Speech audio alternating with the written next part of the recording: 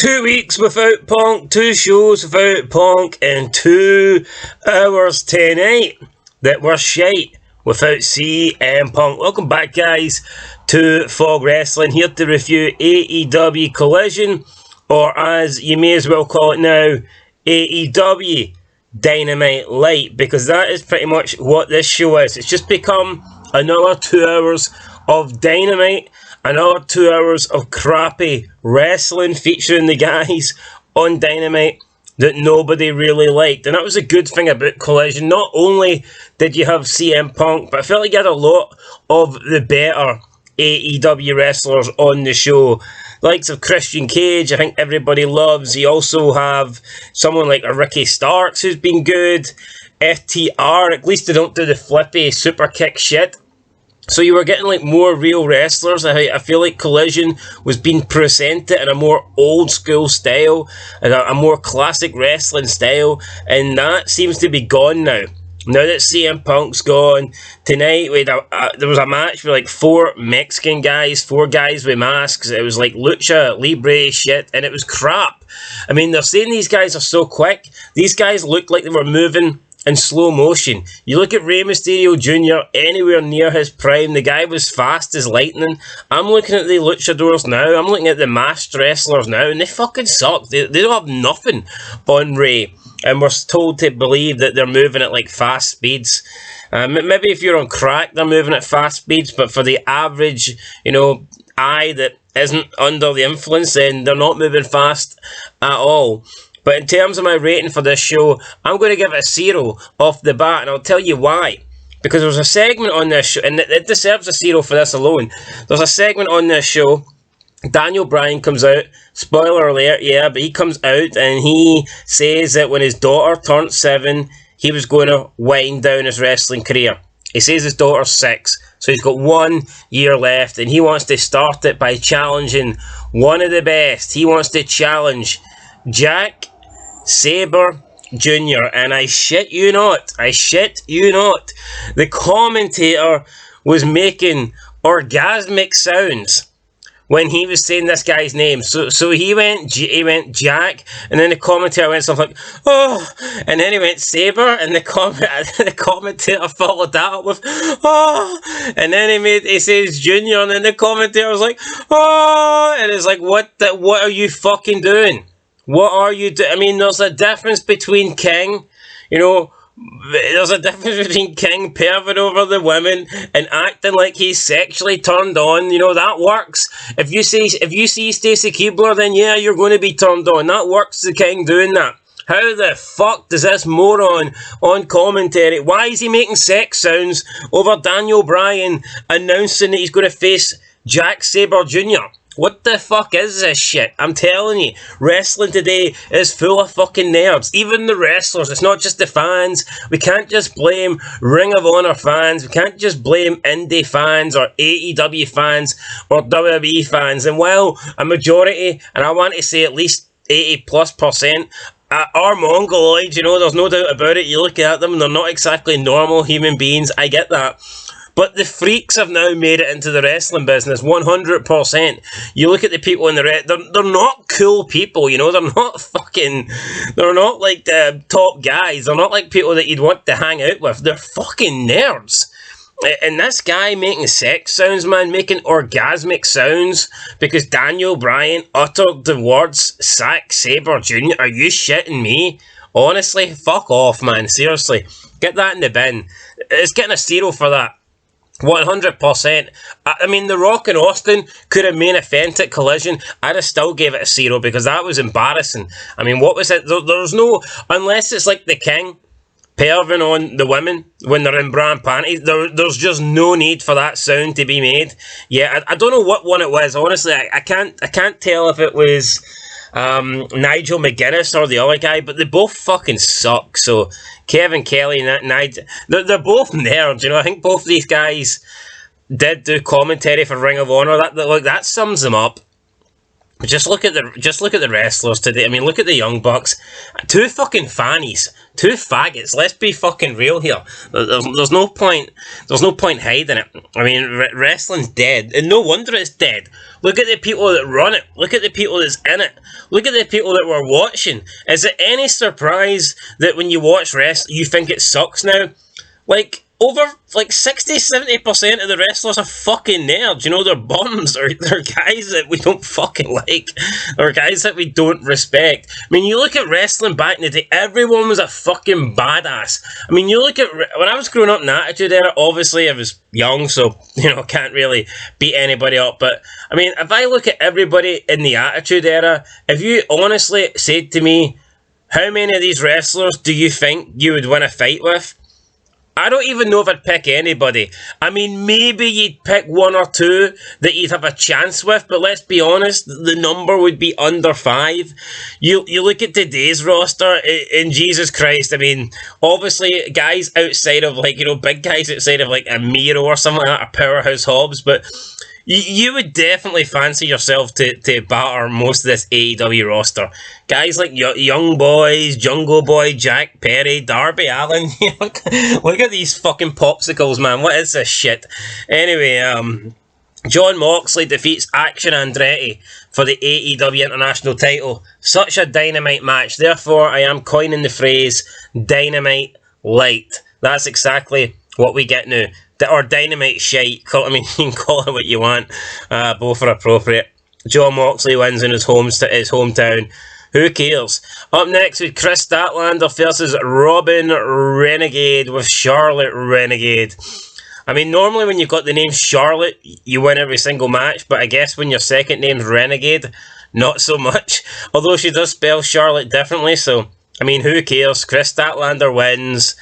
Jade Cargill comes out to make the save, and then Jade Cargill turns on Statlander, and I guess she wants a rematch for the TBS title. Did I care?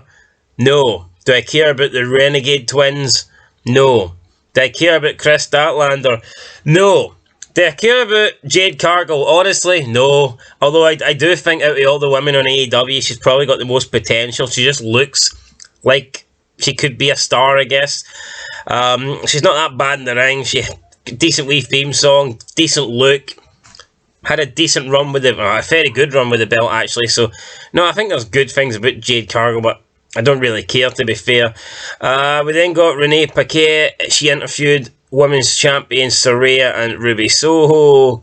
Soho said she was upset with Toni Storm for costing her the AEW Women's Championship. Saraya stated Storm is nuts, and she heard that she was using mayonnaise for a face cleanser. I don't know if that was supposed to be funny, but, I mean, let's be honest. We've seen Saraya. She uses other stuff that is not mayonnaise. She definitely puts other white shit all over her face. So I don't know why she's bashing Toni Storm here, but whatever. Saraya says she's going to walk in as champion at Grand Slam and walk out. I don't know what Grand Slam is. Probably some new shit pay-per-view that AEW has going. Then Tony Schiavone had a sit-down interview with Claudio Castagnoli and Eddie Kingston. Look, these two guys can have a feud and hate each other because of something that happened 10 years ago in Ring of Honor. I personally don't fucking care. Let's be honest. Castagnoli, or whatever he's called, or spaghetti, I don't know. It sounds like an Italian pasta. Anyway, Claudio Castagnoli, this is a boring bastard. Make no mistake about it. This guy was never any good in WWE. Now, I'm not saying he isn't powerful. I'm not saying he's not a good wrestler. He has those things, but this guy could never get to the heights. This guy was never going to be... And he did have a match with Roman Reigns, but let's be real. This guy has not got main event potential. He's not got main event ability because he can't fucking speak. He just cannot do it. He does not look like a star. He looks like an average indie bum, but obviously a bit bigger because he's got muscles and he's taller and he's wider and he weighs more. But you look at this guy and he just does not have the look. He doesn't. He doesn't have the promo abilities either. And then you've got Eddie Kingston, some big fat mess that shouldn't even be in wrestling. So again, do I care about this segment? Definitely not. Who knows what's going to happen here? But I could care less. Third match, it was Juice Robinson, Colton Gunn, and Austin Gunn versus Dios del Inframundo, Aerostar, and Gravity. I mean, look, this was literally 3 Mexicans with masks on, and none of them are good. None of them are good. I mean, Rey Mysterio, it's mad how Rey Mysterio in his 50s is better than these guys, and I'm going to assume that they're in their 20s or 30s, but, I mean, Rey Mysterio is one of a kind. Is what it is. Yeah, just Robinson in the Gun Club, like Bullet Club Gold won, but again, I mean, who cares? This was a match you'd expect to see on Dynamite. Just, 3 flippy Mexican guys. We haven't been seeing that shit on Collision, and that's probably why Collision's been my best show, but, I mean, you can already tell now that CM Punk's out. They're infiltrating Collision with the Dynamite shite, and I think it's fair to say that I think CM Punk definitely had creative control over Collision. I would say that 100%. Don't know for a fact, but based on what we've seen the last 2 weeks, I'd say that's a fair assumption. Then we got a promo from Lana. To be fair, CJ Perry wasn't the worst promo, but I just don't care. Look, Lana, you're pretty hot, but you're 36. Just, go away. We've already seen you have a run in WWE. I don't think there's much else to look at. And she ruined her own career. Let's be honest, she could have kept being the manager. That is where she was drawing money. She was good as a personality, good as a fally, good as the Russian spokeswoman, but no, that wasn't enough. She decided she wanted to wrestle. She had to be a wrestler. And then if you look at it, ever since she got into the ring, her career just went to absolute shit. She did have a unique role as the whole Russian speaker for Rusev, but when she went into the ring, she was just like every other female wrestler, horrible. So yeah, that didn't work out too good for her. Who knows what will happen in AEW, but again, she's close to 40 now. Do we really care? And Miro's run has been garbage as well, so it's not like she's coming in and going to ride her husband's coattails. I mean, her husband's been doing absolutely nothing. And funny enough, he's in another feud with a black guy, and we all know what happened the last time Lana and Rusev came up against a black guy, aka Bobby Lashley. Then we got Rey Fenix versus Angelico. And this is another Dynamite level match, 2 fucking small, flippy guys. Who cares? So we got that. I don't even know who won, to be fair, but it's not important. Then we got Roderick Strong defeating Darby Allin. Darby Allin went for the coffin drop. Roderick Strong got the knees up. 1, 2, 3. He then hit his end of Heartache. I mean, this guy, he must be a Kill Switch Engage fan, because his theme song's Kill Switch Engage. That's the only thing I think Roderick Strong's got going for him. Kill Switch Engage, decent band. Other than that, though, not great. Then we have the Daniel Bryan segment. And I've already covered this at the start of the show. I mean, this is why it's getting a 0 out of 10. The commentator should be shot. And I mean that. I'm not changing my mind. He should be shot. There's just no need for him to make those orgasmic sounds over the name Zack Sabre Jr. So fuck him. But we'll move on. Ricky Starks came out, beat up Daniel Bryan. No one came to save Daniel Bryan. So, I don't know what's going to happen there. Oh, well, Moxley did, but he was too late, so what does it matter? Then we got main event time, Samoa Joe versus Penta. This is in some crappy tournament. Winner advances. Penta throws himself over the top rope, launches himself through a table. Joe gets him in the ring. Penta goes for Joe's finisher, but Joe counters it. Penta went for his own finisher. Joe countered it into the rear naked choke. Penta tapped it, and Joe got the win. So, I mean, next week we're going to get Samoa Joe versus Roderick Strong in the final of the tournament, and the winner of that will get a shot at MJF. So, you'd have to assume that it's going to be Samoa Joe, but I guess for storyline purposes, I mean, it could be Roderick Strong, but if AEW are really going to stoop to that level, then they may as well just put the last nail in the coffin. Roderick Strong competing for their world title. Fuck that shit. Anyway, 0 out of 10, guys. Show absolutely sucked. Catch you in the next one. Bring back CM Punk. Till next time. Peace.